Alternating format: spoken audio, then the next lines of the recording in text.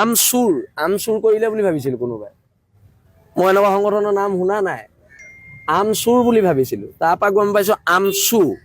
এতিয়া আমচুৰ নে আমচু প্ৰথম সেইটো আমি প্ৰথমতে মই গম পাই লওঁ।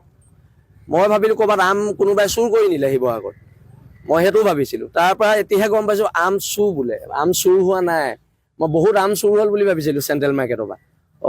মই এতিয়া সংগঠনটোনো কি প্ৰথম সেইটো মই জানি লওঁ, তাৰপিছত তেওঁলোকৰ ওপৰত আমি ৰিয়েকশ্যন দিম।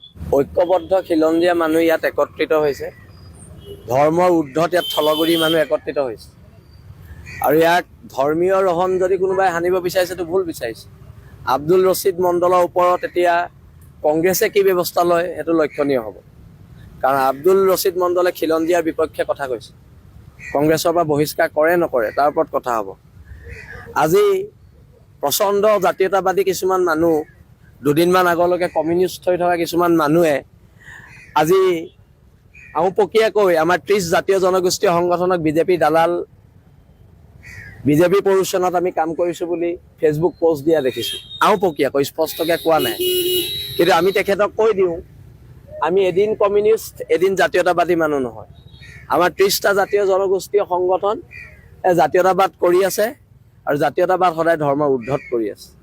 আমি হিন্দু মুছলমানক লৈ জাতীয়তাবাদ কৰা নাই, আমি জাতীয়তাবাদ কৰিছোঁ থলগিৰি খিলঞ্জীয়া মানুহখিনিৰ ভৱিষ্যত সুৰক্ষাৰ কাৰণে। আৰু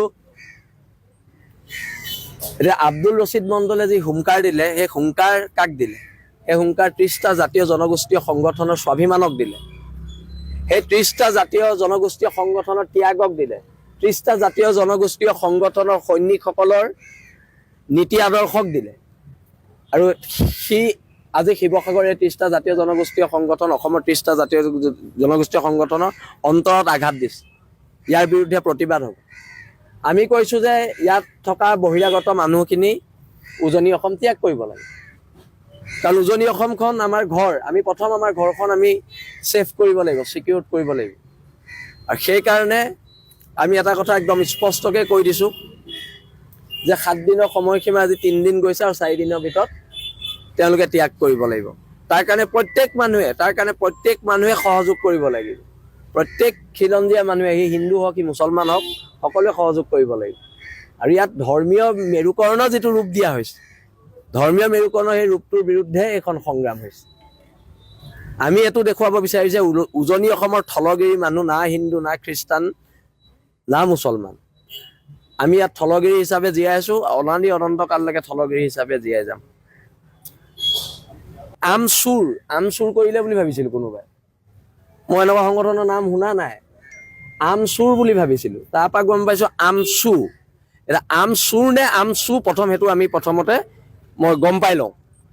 মই ভাবিলোঁ ক'ৰবাত কোনোবাই চুৰ কৰি নিলে শিৱসাগৰত, মই সেইটো ভাবিছিলোঁ। তাৰপৰা এতিয়াহে গম পাইছোঁ আমচু বোলে। আম চুৰ হোৱা নাই, মই বহুত আম চুৰ হ'ল বুলি ভাবিছিলোঁ চেণ্ট্ৰেল মাৰ্কেটৰ পৰা। মই এতিয়া সংগঠনটোনো কি প্ৰথম সেইটো মই জানি লওঁ, তাৰপিছত তেওঁলোকৰ ওপৰত আমি ৰিয়েকশ্যন দিম। মাৰ্কেটৰ আম চুৰ হে ন, ঠিক আছে।